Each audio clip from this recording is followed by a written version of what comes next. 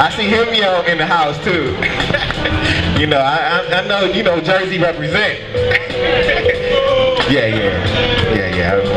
I see Mello over there too. She behind the camera, but we know, what y'all know about this? Yeah, this the original though. This ain't the Nas version. This the original. But I'm gonna do this real quick for y'all. This is my manifesto on rhyming.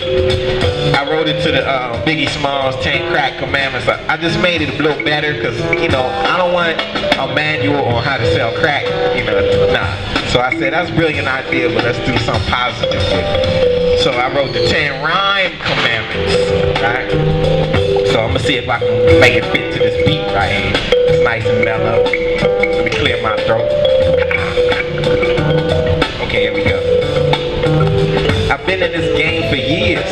There's gems I can hand you. There's rules to this here. I wrote me a manual, step-by-step booklet for you to get your game on track so you don't sound whack. Rule number uno, never let no one know how much you don't know, cause it's show. When you write and recite on the mic, you the center of attention. I'm in the spotlight. Number 2, always come with something that's new, unless pressed by the fans that request your best. Always make them guess. Be smooth when you flow and never let them know your next move. Number 3, sound like nobody. Be unique when you speak. Gil Scott, you not. The profits from Watts, get yourself got for biting when reciting when you up in the spot. Number 4, I know you heard this before. Never tell lies, cause you wanna sound fly. Number 5, this rule is so underrated. Keep your art and your drama completely separated. Don't dump your demons on me, I don't need them. If your words move the crowd, watch where you lead them. Number 6, poetry is sorcery. So when you cast the spells, make sure they healthy. Number 7, the secret of rhyming is in the time, and if you ain't on beat, better stay in your seat. Number 8, articulate when you spit. If you got something to say, make sure we hear it. Number 9 should have been number 1 to me. If it ain't from the heart, then it ain't poetry. If the passion missing, we ain't trying to listen.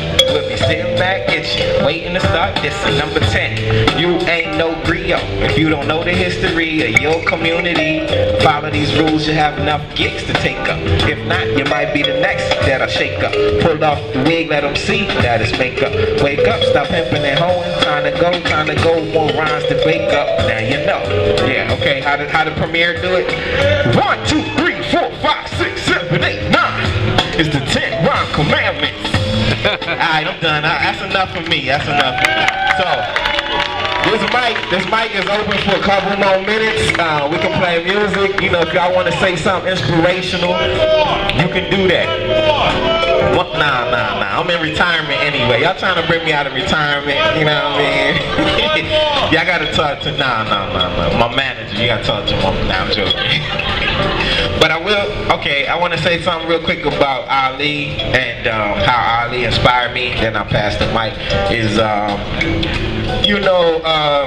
When I was a youngster, a lot of my friends that I went to high school with, they started, just questioning what we learned, the religion we grew up in, and they started learning more about the Nation of Islam. And one thing that's really powerful about some of the teachings that I see that Ali was exposed to, that Malcolm X was exposed to, that it was teaching us that, that religion can be reflective of the people, it can be relevant to the culture, and a lot of us have been brainwashed into thinking that God looked like the people who were oppressing us, So that's a powerful statement, because one of the things that in the Nation of Islam they taught is that the black man is God, which at the time is a very powerful shift, because they were teaching that the black man was the devil, so all evil things were associated with black people. So when you flip that script around and say, no, all of the creators, all of the power on this planet comes from black people, it taught people to question everything we learned, all of the stereotypes, all of the misinformation.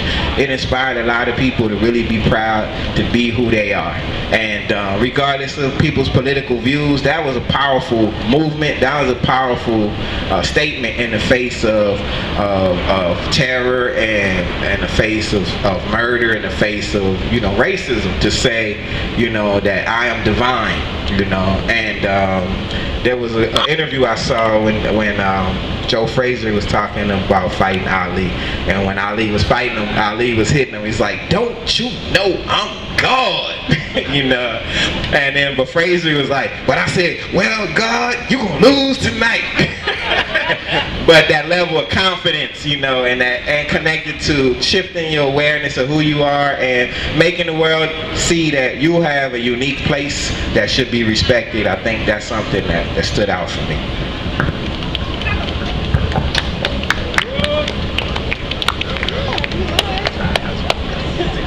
Hi guys, how you doing? My name is Melody Zaire. I am a Skid Row resident, and I am so happy to be here tonight at the viewing of Muhammad Ali. Muhammad Ali actually is one of the greatest influential leaders that we need to look at, but not an unusual leader, because he was king of the boxing ring. And sports is something that has always liberated urban youth. So we have to keep that legacy, and whatever power that we have, whether it's sports, whether it's music, that we use it to edify, inspire, and help others. Because at the end of the day, arts and sports is what keeps us alive. So we want to continue that legacy and help others like Muhammad Ali did with boxing. Now, it's not the greatest example of, you know, punching somebody in the face, but it's what he did after he came out the ring. How he spoke positively, how he, even though he was talking jive, so to speak, he was doing it in a way that it was competitive. He wasn't disrespectful.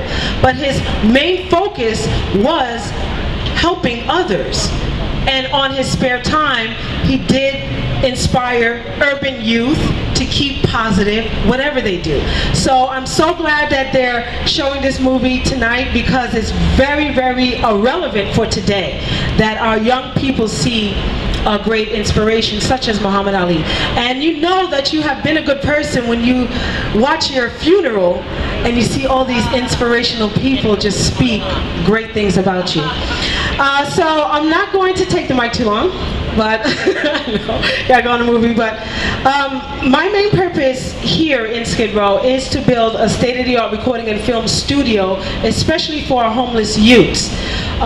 It's been increasing about 54% in this last year alone. And music and film is something that we all can relate to, so we want to utilize that to help reduce homelessness, violence, and incarceration in LA. So let tonight be a poignant night of not only movies in the park, but of getting to know your neighbors, getting to know the people around you, and really working together this year as one unit to help bring help and inspiration to all. So I'm just going to give you just one little poem. It's called "Give Me a Pen to Write." Give me a pen to write, so I just might be able to change the world. What is this shape that you give me, a round ball? You said bounce, make your life better, son. Pull up your pants, make your life better, son. But you take my nutrition, so I can't be a fruition. And you tell me to throw this ball as far as I can and make my life better, son. I just say, give me a pen to write, so I can write down my mind and the things that are on it, rather than using my head to throw something as far, or to throw it as deep, or to catch it, or to hold it. But give me that pen, that singular pen, so I can write my next chapter. Give me a pen to write, so I just might be able to change the world. All right. I'm gonna call Kevin Michael. Kevin Michael, where you at? I want you to talk about the Ali film, and then right after you, OG, if you could introduce the documentary, because I think it's almost I think it's almost time. You know, I'm feeling like it. I'm seeing nods over there.